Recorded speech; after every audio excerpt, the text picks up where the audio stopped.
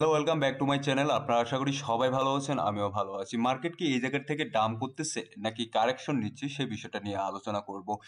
এখানে যদি গত 24 ঘন্টায় ক্রিপ্টোকারেন্সির পারফরমেন্স দেখি, সেক্ষেত্রে ইথিরিয়াম কিছুটা মোটামুটি জায়গায় ধরে আছে, বাট বিটকয়েন বলেন বা এক্সআরপি বলেন বা সোলানা বলেন, প্রত্যেকটা কয়েনই কিন্তু মোটামুটি ডাম্প করছে। সো এই জায়গা থেকে কারেকশন নিচ্ছে নাকি ডাম্প করতেছে, এই বিষয়টা নিয়ে আজকে পুরোপুরি বিস্তারিত আলোচনা করব। দেখুন, গতকালকে আমি একটা পোস্ট করি টেলিগ্রাম চ্যানেলে। সেখানে লিখছি যে রেড কার্ডের নিউজ দেখতে হবে আগে কি হচ্ছে। রেড কার্ডের নিউজ আসার আগ পর্যন্ত মার্কেটে একটা ভলাটাইল থাকবে, এটা স্বাভাবিক ব্যাপার। সো এইরকম ভলাটিলিটি কিন্তু মার্কেটে আমরা অল্প করে দেখতে পাচ্ছি। এবং গতকালকে আরেকটা আমি ট্রেড লাইন এই জায়গায় ড্র করছিলাম, যে এখানে বিটকয়েনের ক্ষেত্রে বললাম যে এটা একটা সাপোর্ট জোন হিসেবে কাজ করতে পারে। এটা সবচেয়ে নিকটতম সাপোর্ট জোন ছিল বিটকয়েনের, বাট এই সাপোর্ট জোন ক্রস করছে। এখন কথা হচ্ছে যে এই যে সাপোর্ট জোনটা ক্রস করলো, তাহলে এখান থেকে আর কতটুকু নিচে আসতে পারে বিটকয়েন, সেই বিষয়টা নিয়ে আলোচনা করব। দেখুন, এই জায়গাটাতে কিন্তু সবার সর্বনিকটস্থ যে সাপোর্টটা, সেটা কিন্তু এই জায়গাটা ছিল, ঠিক আছে। অ্যাজ এ এটা আগে রেজিস্ট্যান্স জোন ছিল বিটকয়েনের জন্য, সেই জোনটাকে আমি সাপোর্ট জোন ধরে একটা ড্র করছি, ট্রেড লাইন ড্র করছি। বাট আপনারা যদি দেখেন, এই ট্রেড লাইনটাও কিন্তু ক্রস করছে। সো এখন বলতে পারেন যে তাহলে ভাই কি হইলো, তাহলে তো আপনার মানে কথাটা হইলো না, বা এখন তো মার্কেট হয়তো বা আর উপরে যাওয়ার পসিবিলিটি নাই। বাট আপনার যদি ওভারঅল সিনারিও দেখেন এই জায়গাটাতে দেখলে আপনারা বুঝতে পারবেন যে মার্কেট আসলে কি করতেছে। এখানে যদি আমরা ওয়ান ঘন্টার টাইম ফ্রেমে এই জায়গাটাতে আসি, এই জায়গাটাতে সবসময় একটা দেখেন যে হায়ার হাই ক্রিয়েট করছে, এই জায়গাটাতে হায়ার হাই ক্রিয়েট করছে, আবার হায়ার হাই ক্রিয়েট করছে। এবং প্রত্যেকটা হায়ার হাই ক্রিয়েট করার পর কিন্তু আপনারা দেখবেন যে এখানে লোয়ার হাই, এই জায়গাটাতে একটা লোয়ার হাই, এই জায়গাটাতে একটা লোয়ার হাই ক্রিয়েট করারই সম্ভাবনা আছে। এবং এটা অ্যাজ এ ট্রেড লাইন হিসেবে আপনারা দেখতে পারেন যে এটা আপ ট্রেন্ডেই আছে মার্কেট। সো এই জায়গাটাতে চিন্তার কোনো কারণ নেই, ঠিক আছে। এখন বিটকয়েনের ডোমিনেন্সের কথা যদি বলেন যে ভাই বিটকয়েনের ডোমিনেন্স তো উত্তর বাড়তেছে, ভাই এর আগেও আমি যেটা বলছিলাম যে বিটকয়েনের ডোমিনেন্স ডিফেন্স অন অলস কয়েনের উপর মার্কেটে কিভাবে টাকাটা আসতেছে।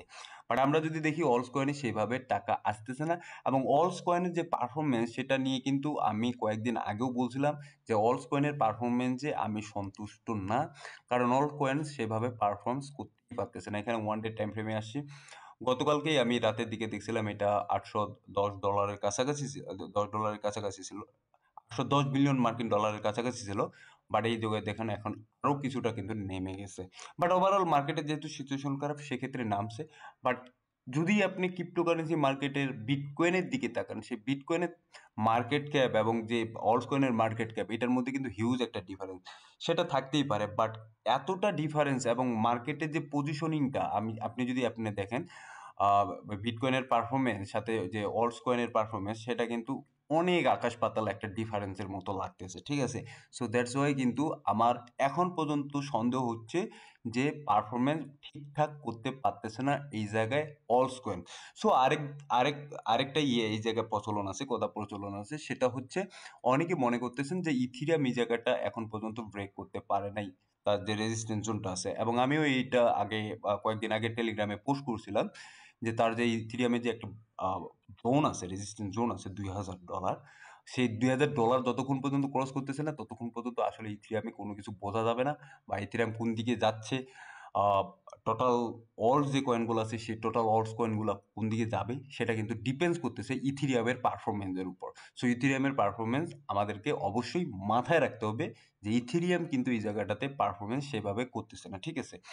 এবং এখানে দেখেন যে গত 7 তারিখে, আগামী 7 তারিখে কিন্তু এখানে এফওএমসির মিটিং আছে, তারপর সিলেক্ট ইন্টারেস্ট রেট আছে, শনিবার ক্যারিয়ার আছে, ঠিক আছে।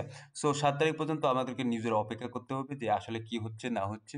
এখানে দেখতে হবে, যদি রেড কার্ড হয়, মানে প্রিন্টিং এর ঘোষণা আছে, দেন মার্কেট কিন্তু সুপার বুলিশ, এটা আমি বলতে পারি।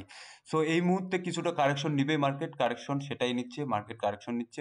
বাট ওভারঅল যদি আপনারা সিনারি দেখেন, মার্কেটের টেল লাইন কিন্তু বুলিশ, ঠিক আছে।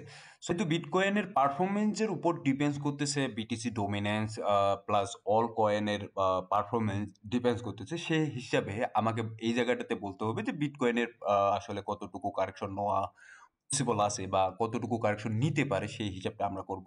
দেখুন এই জায়গাটাতে যদি কারেকশন নেয় বিটকয়েন সেক্ষেত্রে হয়তোবা 94,000-এর ঘরটাতে আসার পসিবিলিটি আছে, ঠিক আছে?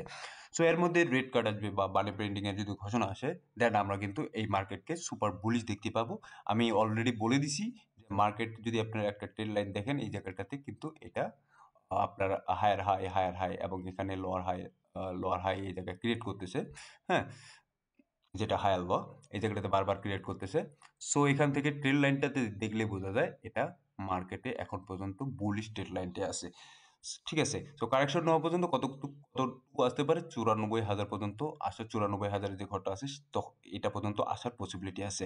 এবং বিটকয়েনের ডমিনেন্স কি করবে? বিটকয়েনের ডমিনেন্স ডিপেন্ডস, যেহেতু বলছি যে টোটাল থ্রির উপর ডিপেন্ড করতেছে। সো টোটাল থ্রির উপর ডিপেন্ডস যতক্ষণ পর্যন্ত না এই জায়গাটাতে টোটাল থ্রি, আমি যেটা দেখছি যে 850 এখানে 850 যে মার্কেট ক্যাপ আছে সেটা 850 বিলিয়ন মার্কেট ক্যাপ আছে যেটা, সেটা যতক্ষণ পর্যন্ত ক্রস করতেছে না ততক্ষণ পর্যন্ত তো কিন্তু আমরা টোটাল যে থ্রি মানে অলস কয়েনেরও ভালো পারফরমেন্স আমরা দেখতে যাচ্ছি না এই মুহূর্তে, ঠিক আছে? সো বিটকয়েনকে ভালো করতে হবে এই জায়গাটাতে। অবশ্যই এখান থেকে মোটামুটি ভালো একটা 1,00,000-এর কাছাকাছি যাইতে হবে বা 1,00,000 ক্রস করতে হবে। দেন হয়তোবা তখন যদি ইথেরিয়ামে এই জায়গাটাতে টাকা আসে এবং ইথেরিয়াম যদি এখান থেকে ভালো একটা পারফরমেন্স করে 2,000-এর উপরের দিকে যায় এবং তখন কিন্তু আমরা টোটাল থ্রিতেও একটা ভালো পারফরমেন্স দেখতে যাচ্ছি সামনের দিকে। তবে অবশ্যই আগে কিছু যে কন্ডিশনগুলো আছে সেই কন্ডিশনের উপর বেস করে কিন্তু টোটাল থ্রির পারফরমেন্সটা উপরের দিকে যাবে। সো ধন্যবাদ সবাইকে, ভালো থাকবেন, সুস্থ থাকবেন। দেখা হবে নতুন কোনো ভিডিও নিয়ে আগামী দিনে।